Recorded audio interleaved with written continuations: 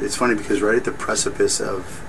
the HIV was when I became sexually active. It was probably the precipice of my sexual liberation.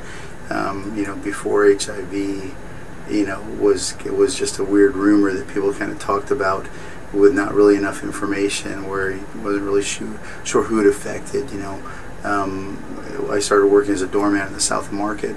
in San Francisco, and became extremely sexually liberated, very sexually active. And before then, I probably had a half a dozen, maybe 10 partners, and then I kind of started doing door work and found this sexual liberation,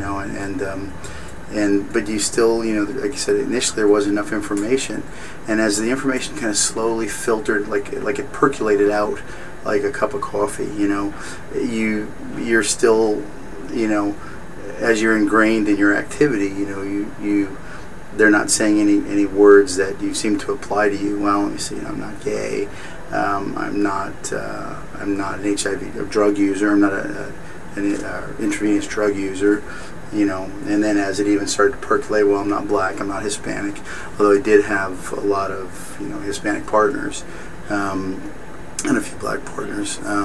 but you just you feel as if you're skirting the boundaries of those most affected, and also too, you're in a circle where you really don't see anybody. I think because of the long-term nature of the disease, you're in a circle where you don't really see anybody being affected by it immediately. You're more concerned that you're going to get hepatitis or herpes, but in hindsight, at the precipice of HIV, like I said before, then I had probably slept with a half a dozen people, and then after the precipice, when we became liberated as a doorman, I slept with several hundred and hundreds of women, literally, and but I was fortunately able to dodge that bullet.